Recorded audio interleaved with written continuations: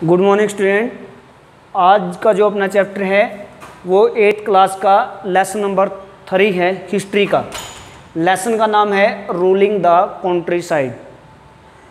ये जो लेसन है दोनों ही जो इंग्लिश और हिंदी मीडियम के जो दोनों बच्चे हैं दोनों के लिए ही है। सबसे पहले तो ये जो लेसन है ये लेसन है हमारा कि जो land revenue settlement land revenue जो सिस्टम था वो किस तरह से तैयार किया गया अंग्रेज़ों के द्वारा ताकि वो अधिक से अधिक लैंड रेवेन्यू भूमि कर भू राजस्व इकट्ठा कर सकें। इसके साथ साथ जो इंडिगो प्लांटेशन था, नील की जो खेती थी, कल्टीवेशन ऑफ इंडिगो, उसके बारे में है। तो सबसे पहले तो है कि this chapter is all about the land revenue settlement made by the British during this period. ये जो पूरा का पूरा लेसन है जो भू राजस्व इकट्ठा करने के लिए किसानों से, लैंड रेवेन्यू होता है किसानों से लिया जाने वाला टैक्स, जो खेती के बदले जो किसान जो खेती करते हैं उस समय जो किसानों से टैक्स लिया जाता था उसको लैंड रेवेन्यू कहा जाता था। तो सबसे पहले हम इसके बारे में ही यहाँ पर अध्ययन करेंगे। तो जो लैंड रेवेन्यू सेटलमेंट था अंग्रेज़ों के द्वारा, वो समय समय पर अलग अलग लैंड रेवेन्यू सेटलमेंट अंग्रेज़ों के द्वारा बनाए गए ताकि वो अपनी इनकम आय को बढ़ा सकें, क्योंकि उनको बड़ी, पीछे हमने पढ़ा कि उनको बड़ी ज़रूरत थी। वो किलेबंदी कर रहे थे, फोर्टिफिकेशन कर रहे थे, जो अपने ट्रूप्स थे रिक्रूटमेंट कर रहे थे, सैनिक भर्ती कर रहे थे, इन सब के लिए उनको पैसे चाहिए थे। इसलिए और उस समय जो मेन सोर्स ऑफ इनकम, आय का जो मुख्य साधन होता था वो होता था लैंड रेवेन्यू, जो किसानों से लिया जाता था। तो ताकि लैंड रेवेन्यू सही ढंग से कलेक्ट किया जा सके, इसके लिए अंग्रेज़ों ने समय समय पर अलग अलग जो लैंड रेवेन्यू सेटलमेंट थे, भू राजस्व व्यवस्थाएँ थी, वो निर्मित की। ये लेसन उसी के बारे में है। सबसे पहले जैसे कि हमने पीछे पढ़ा था कि after the battle of Buxar, Buxar की लड़ाई के बाद East India Company got Diwani right from Mughal Empire Shah Alam second. जैसे हमने पीछे पढ़ा था कि बक्सर की लड़ाई के बाद पहले प्लासी की लड़ाई हुई 1757 में, उसके बाद बक्सर की लड़ाई हुई बिटवीन ईस्ट इंडिया कंपनी और मीर कासिम। उसके बाद ईस्ट इंडिया कंपनी ने जो दीवानी का अधिकार था, दीवानी mean to collect land revenue, right to collect land revenue, भूमि कर इकट्ठा करने का अधिकार वो प्राप्त किया। एक बार फिर मैं आपको बता रहा हूँ, दीवानी means right to collect land revenue, भूमि कर इकट्ठा करने का अधिकार। नॉर्मली आज हम देखते हैं कि सरकार की इनकम के बहुत ज़्यादा सोर्स होते हैं, संसाधन होते हैं। नॉर्मली हम कोई भी एक छोटा सा बिस्कुट का जो पैकेट है वो भी खरीदते हैं तो उससे भी सरकार को आय होती है। लेकिन उस समय जो मेन सरकार का इनकम सोर्स होता था वो होता था लैंड रेवेन्यू, किसानों से लिया जाने वाला टैक्स। तो जैसे ही ईस्ट इंडिया कंपनी को दीवानी मिली, उनको लैंड रेवेन्यू कलेक्ट करने का अधिकार मिला, तो उन्होंने टू इम्प्रूव दियर इनकम, अपनी आय को बढ़ाने के लिए न्यू सेटलमेंट्स वर मेड, नई व्यवस्थाएं निर्मित की गई। फर्स्ट थी वो थी परमानेंट सेटलमेंट, जिसको हम कहते हैं स्थायी बंदोबस्त। जैसे कि ये नाम से ही पता है, परमानेंट मीन्स स्थायी, सेटलमेंट मीन्स व्यवस्था। This system was introduced in 1793 by Lord Cornwallis in Bengal, Bihar and Orissa. जो स्थायी बंदोबस्त था, ये व्यवस्था 1793 में जो उस समय बंगाल का गवर्नर जनरल था लॉर्ड कॉर्नवालिस, उसके द्वारा निर्मित की गई थी 1793 में बंगाल, बिहार और उड़ीसा में। अकॉर्डिंग टू दिस सेटलमेंट, इस व्यवस्था के अंतर्गत जो raja and talukdar were recognise as zamindar, जो बंगाल में छोटे छोटे राजा होते थे या तालुकदार होते थे, उनको जमींदार के रूप में पहचाना गया उनको, मतलब उनको अब एक नया नाम दिया गया जमींदार। दे आल्सो हैव इनको इसके साथ साथ उनको अधिकार दिया गया टू कलेक्ट लैंड रेवेन्यू, भूमि कर इकट्ठा करने का, एंड टू पे द कंपनी, और इसके साथ साथ कंपनी को चुकाने का। जो जमींदार थे वो किसानों से, अब जमींदारों को लैंड ओनर के रूप में भी पहचान दे दी गई, उनको मान लिया गया कि वो भूमि के मालिक हैं। जो भी कंपनी के द्वारा उनको भूमि दी गई वो उसके ओनर रिकॉग्नाइज किए गए, मालिक मान लिए गए। अब जो जमींदार होते थे they collect land revenue from the peasants, वो किसानों से भूमि कर इकट्ठा करते थे एज मच दे वांटेड, जितना कि वो चाहते। और उसके बाद जो लैंड रेवेन्यू होता था, भू राजस्व था, वो कंपनी को, कंपनी के अकाउंट में, उसके खाते में जमा करवा दिया जाता था। उसमें से कुछ जो शेयर होता था, कुछ जो भाग होता था, वो जमींदार को मिलता था। नेक्स्ट जो अपनी भू राजस्व व्यवस्था थी वो थी रैयतवाड़ी सिस्टम, जिसको रैयतवाड़ी सिस्टम के नाम से जाना जाता है। This land revenue system made by Thomas Munro in 1820 in Madras and Bombay presidency. जो रैयतवाड़ी व्यवस्था थी, लैंड रेवेन्यू, भूमि कर इकट्ठा करने की एक और व्यवस्था थी जिसको हम रैयतवाड़ी व्यवस्था के नाम से जानते हैं। रैयत का मतलब किसान होता है। नॉर्मली जो रैयत है दक्षिण भारत में रैयत कहा जाता है किसान को। ये जो व्यवस्था थी 1820 में थॉमस मुनरो के द्वारा लागू की गई। कहाँ पर? Madras and Bombay presidency. तो जैसे कि हम जानते हैं कि ड्यूरिंग द ब्रिटिश रीजन, अंग्रेजों के शासनकाल के दौरान 3 मुख्य रूप से प्रेसिडेंसियाँ होती थी, बॉम्बे, कलकत्ता एंड मद्रास। तो इसमें क्या हुआ कि जैसे हमने परमानेंट सेटलमेंट में देखा था कि जो जमींदार थे उनको लैंड ओनर के रूप में मान्यता दी गई थी, उनको पहचाना गया था। लेकिन रैयतवाड़ी जो व्यवस्था थी, इस व्यवस्था में डायरेक्ट जो किसान होता था उसके साथ सेटलमेंट की गई, उसके साथ प्रबंध किया गया। किसान were normally peasant were recognise as the land owner, उनको भूमि का मालिक मान लिया गया किसानों को। And revenue were was fixed up to 50% of total production. और जो भू राजस्व था, किसानों से लिए जाने वाला जो टैक्स था, वो कुल उत्पादन का 50% तक निश्चित कर दिया गया। लेकिन जो रैयतवाड़ी व्यवस्था थी वो भी किसानों के लिए बड़ी कठोर सिद्ध हुई। किसानों को इससे भी कोई ज़्यादा फायदा नहीं हुआ। Normally the revenue demand of the British were so high. Normally जो भू राजस्व की मांग अंग्रेजों के द्वारा की जाती थी वो इतनी अधिक होती थी, पीजेंट कुड नॉट पे, किसान उसको चुका नहीं पाते थे। एंड किसान जो नॉर्मली किसान थे उन्होंने अपने गांव छोड़ना शुरू कर दिए। Many of thousands of villages were become the dessert. अधिक हज़ारों की संख्या में जो गांव थे डिजर्टेड, खाली होना शुरू हो गए, जैसे एक रेगिस्तान होता है। नॉर्मली जो किसान थे they refuse to cultivate their field, उन्होंने अपने खेतों में खेती करना इनकार कर दिया। Because the revenue demand of the company were so high, क्योंकि भू राजस्व की जो कंपनी की मांग थी वो बहुत ज़्यादा अधिक थी। तीसरा जो अपना लैंड रेवेन्यू सेटलमेंट भू राजस्व व्यवस्था थी वो थी महलवारी सिस्टम। महल जो होता है नॉर्मली ए विलेज और ए यूनिट ऑफ विलेज या a group of village in north part of India is known as mahal. Normally किसी गांव अथवा एक गांव के समूह को उत्तर भारत में महल के नाम से जाना जाता था। बाद में इसी के नाम पर इस व्यवस्था का नाम भी महलवारी व्यवस्था रख दिया गया। This system of land revenue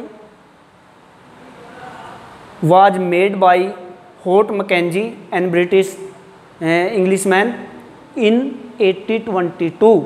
ये जो भू राजस्व की व्यवस्था थी इसका निर्माण होल्ट मैकेंजी नामक एक अंग्रेज ने 1882 में 22 में किया। अब इसकी प्रमुख जो विशेषताएं थी, मेन फीचर थी, वो क्या थी? सबसे पहले ब्रिटिश इंस्पेक्टिंग द लैंड, उन्होंने भूमि का निरीक्षण करना शुरू कर दिया। मेजरिंग द लैंड फील्ड, खेतों को मापना शुरू कर दिया। And then they made the land revenue, बाद में विद द होल विलेज, बाद में वो पूरे गांव के साथ भू राजस्व निर्धारित करते थे। अब एक बार फिर मैं आपको बता रहा हूँ कि महलवारी सिस्टम में जो भू राजस्व निर्धारित किया जाता था वो पूरे गांव के साथ किया जाता था। पहले गांव की भूमि को मेजर किया जाता था, इंस्पेक्ट किया जाता था, उसका निरीक्षण किया जाता था, मापा जाता था।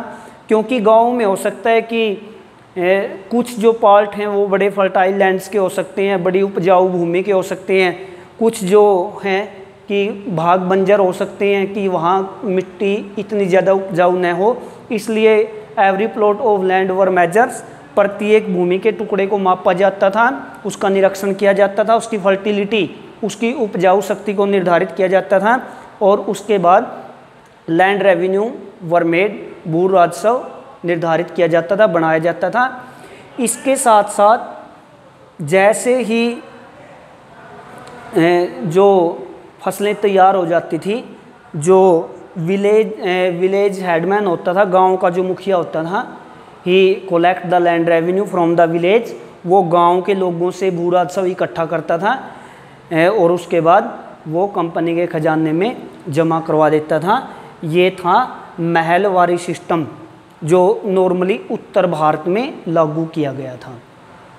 ये जो तीनों की तीन व्यवस्थाएं थी, चाहे वो परमानेंट सेटलमेंट थी, स्थायी बंदोबस्त था, रेतवाड़ी सिस्टम थी या फिर महलवारी सिस्टम थी, ये तीनों व्यवस्थाएं कंपनी ने लागू की थी टू इम्प्रूव देयर इनकम, अपनी आय को बढ़ाने के लिए, ताकि वो फोर्टिफिकेशन कर सकें, वो किलेबंदी कर सकें, इसके साथ साथ वो सेना का निर्माण कर सकें, हथियार खरीद सकें और अधिक से अधिक अपने राज्य का विस्तार कर सकें।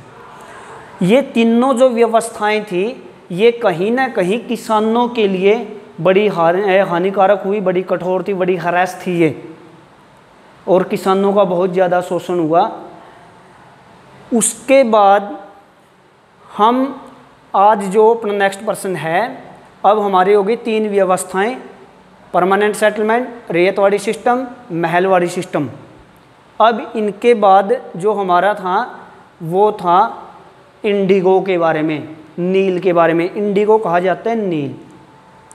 नॉर्मली जो कपड़ों को प्रिंट किया जाता है, रंगा जाता है, या तो वो नेचुरल कलर होता है, प्राकृतिक रंगों का प्रयोग किया जाता है, या फिर जो सिंथेटिक कलर होते हैं, जो कृत्रिम रंग होते हैं, उनका प्रयोग किया जाता है। तो इस समय नॉर्मली जो सूती कपड़ा होता था, कॉटन टेक्सटाइल होता था, उसको रंगने के लिए इंडिगो, नील का प्रयोग किया जाता था। इंडिगो एक प्लांट होता था जिसको नील का पौधा कहा जाता था, और इसी से बाद में इंडिगो जो कलर होता था, नील प्राप्त किया जाता था। अब पर्सन है, why the peasant were afraid to grow indigo. जो किसान थे वो नील की खेती करने से क्यों कतरा रहे थे, क्यों डर रहे थे वो? सबसे पहले तो जो इंडिगो था, पौधा था, जो British allotted huge amount of loan, जो प्लांटर थे उन्होंने बड़ी मात्रा में लोन दिए किसानों को टू ग्रो इंडिगो, नील उगाने के लिए। But this system was very हरेस, ये जो व्यवस्था थी बड़ी कठोर थी। एक बार जब किसान कर्ज में फंस जाता था तो वो उस कर्ज को नहीं चुका पाता था, इसलिए उसकी जो स्थिति थी वो बड़ी ख़राब हो जाती थी। इसलिए जो पीजेंट थे रिफ्यूज़ टू ग्रो इंडिगो, उन्होंने नील की खेती करने से इनकार कर दिया, क्योंकि वो कर्ज में नहीं दबना चाहते, डेब्ट में। उसके बाद जो नील का पौधा होता था, normally the British planters forced to the Indian peasant to grow indigo on their best land. सामान्य तौर पर जो अंग्रेज प्लांटर होते थे वो भारतीय किसानों पर दबाव डालते थे कि वो अपनी सबसे अच्छी भूमि के ऊपर नील की खेती करें। इसमें समस्या क्या थी कि जो नील का पौधा होता था, द रूट्स ऑफ नील्स प्लांट्स वर सो डीप, जो नील के पौधे की जड़ें होती थी वो इतनी गहरी होती थी, which exhausted the fertility of soil, जो भूमि की उपजाऊ शक्ति को सोख लेती थी। एक बार नील की खेती करने के बाद वो भूमि इतनी अनउपजाऊ अनफर्टाइल हो जाती थी कि जो किसान होते थे वो उसके ऊपर नॉर्मली जो राइस की कल्टीवेशन करना चाहते थे, चावल की खेती करना चाहते थे, वो नहीं कर पाते थे। तो इसलिए भी जो भारतीय किसान थे वो इंडिगो प्लांटेशन, जो इंडिगो कल्टीवेशन थी उसको नहीं करना चाहते थे। उसके बाद एक अन्य कारण ये था कि जो प्रोडक्शन किया जाता था भारतीय किसानों के द्वारा नील का, उसका बहुत कम मात्रा में जो पैसे थे वो उनको मिलते थे। अधिकतर जो मुनाफा होता था, बेनिफिट होता था, वो अंग्रेज प्लांटर ही उठा लेते थे। इसलिए भी जो भारतीय किसान थे वो नील की खेती नहीं करना चाहते थे। इसके अलावा उसके बाद अपना नेक्स्ट जो प्रश्न है वो है what were the circumstances which led to the eventual collapse of indigo production in Bengal. वो कौन सी परिस्थितियाँ थी जिनके कारण बंगाल के अंदर नील का जो उत्पादन था वो धराशायी हो गया। बाद में हम देखते हैं कि जो नील का जो उत्पादन था बंगाल, बिहार और उड़ीसा में वो बहुत ज़्यादा कम हो गया। इसके प्रमुख कारण क्या थे? सबसे पहले तो हमने देखा कि the British planter forced Indian peasants, जो ब्रिटिश प्लांटर होते थे वो भारतीय किसानों के दबाव डालते थे टू ग्रो इंडिगो, नील उगाने के लिए। They also given loans them, वो उनको लोन भी देते थे। और एक बार जब किसान, भारतीय किसान लोन ले लेता था, असाइन एन एग्रीमेंट, एक समझौता कर लेता था, he can't refuse to grow indigo, वो नील उगाने से इनकार नहीं कर सकता था। बाद में जो भारतीय किसानों को लगा कि जो नील की खेती है ये उनके लिए फ़ायदेमंद नहीं है, इसलिए बंगाल और बिहार, उड़ीसा में भारतीय किसानों ने they refuse to grow indigo, उन्होंने नील उगाने से इनकार कर दिया। इसके साथ साथ हमने ये भी देखा कि जो प्रोडक्शन था उसका जो बेनिफिट होता था बहुत कम पैसे भारतीय किसानों को दिए जाते थे और अधिकतर जो बेनिफिट था वो ब्रिटिश प्लांटर ही उठा लेते थे। इसलिए भी जो किसान थे वो नीली खेती नहीं करना चाहते थे, उन्होंने मना कर दिया। इसके बाद हमने नेक्स्ट देखा था कि जो नील का उत्पादन होता था बंगाल, बिहार और उड़ीसा में, इससे क्या होता था, जैसे कि जो नील का पौधा होता था उसकी जो जड़ें होती थी, जो उसकी रूट होती थी वो बहुत ज़्यादा गहरी होती थी, which exhausted the fertility of soil, जो मिट्टी की उपजाऊ शक्ति को सोख लेती थी। किसान अपनी अच्छी भूमि के ऊपर normally prefer to grow rice, वो चावल की खेती करना पसंद करते थे। लेकिन एक बार नीली खेती करने के बाद भूमि की जो उपजाऊ शक्ति होती थी, फर्टिलिटी, वो पूरी तरह से समाप्त हो जाती थी। इसलिए भी जो किसान थे अब वो नील की खेती नहीं करना चाहते थे। बाद में क्या हुआ, इन 1859 1859 में जो भारतीय किसान थे, नील की खेती करने वाले किसान थे, उन्होंने अंग्रेज़ों के खिलाफ क्रांति कर दी, रिवोल्ट कर दी उन्होंने, और thousands of peasants attack on the factories of neel, हज़ारों की संख्या में जो भारतीय किसान थे उन्होंने नील की जो फैक्ट्री उद्योग थे उनके ऊपर हमले करने शुरू कर दिए। Women's were also joins with them, जो महिलाएं थी वो भी उनके साथ जुड़ गई। विद दियर्स किचन इम्प्लीमेंट, जो भी रसोई की चीज़ें होती थी उनके साथ। किसान जो होते थे उनके पास वो होते थे, एरो होते थे, सावड़ तलवारें होती थी। The agents of the British name gomasta were beaten up, जो अंग्रेज़ों के एजेंट होते थे जो नील की खरीदारी करते थे किसानों से, उनको पीटा गया।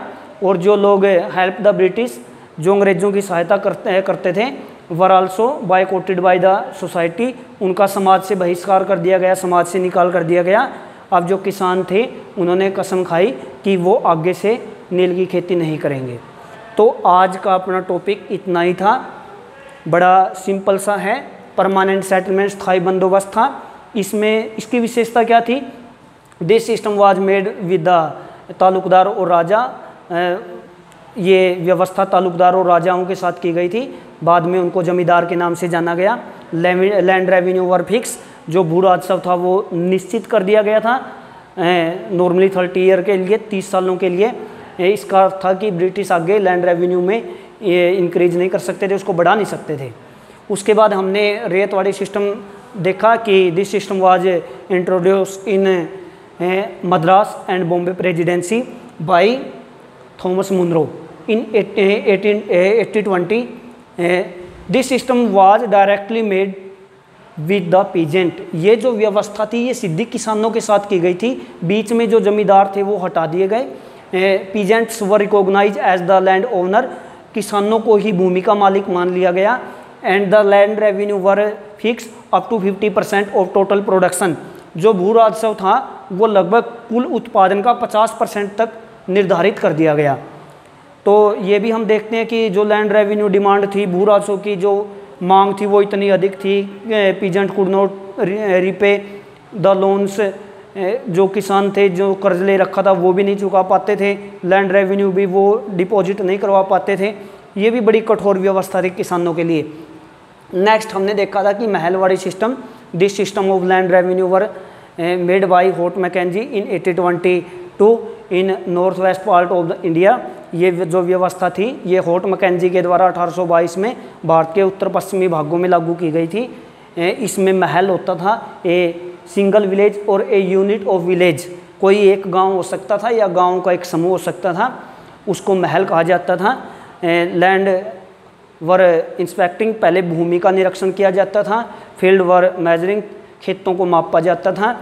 एंड डिमांड ऑफ रेवेन्यू, जो भूमि राजस्व की मांग होती थी उसको निर्धारित कर दिया जाता था। Then the headman of the village, गांव का जो मुखिया होता था, he collect the land revenue from the village, वो गांव से भू राजस्व इकट्ठा करता था and deposit to company account, और कंपनी के खाते में जमा करवाता था। ये थी महलवाड़ी व्यवस्था। आप लोगों को फिर भी यदि एक तो आप याद करना शुरू कर दीजिए, अब जैसे ही अपना 3rd लेसन है आप अच्छे से इनको रिवाइज करना शुरू कर दीजिए। यदि आपको कोई दिक्कत आती है कहीं याद करने में किसी चीज़ में, ये बिल्कुल सारे के सारे लेसन हैं वो एक दूसरे के साथ जुड़े हुए हैं। जैसे हमने देखा कि जैसे ही company establish their rule in India in Bengal, जैसे ही उन्होंने बंगाल के अंदर अपना राज्य स्थापित किया, इससे पहले हम देखा था 1757 में और 1764 में बक्सर के युद्ध के बाद उनको they got the right to collect land revenue known as diwani, उनको भू राजस्व प्राप्त करने का अधिकार भी प्राप्त हो गया था, जिसको हम दीवानी कहते हैं। फिर उन्होंने भू राजस्व इकट्ठा करने के लिए अलग अलग लैंड सेटलमेंट, जो भू राजस्व व्यवस्थाएँ थी वो निर्मित की, जिसके बारे में हमने पढ़ा। यदि आपको कोई दिक्कत है तो आप मेरे से पूछ सकते हो, जैसे जो चंचल था उसने पूछा था मेरे से, और भी जो बच्चे हैं वो पूछ सकते हैं।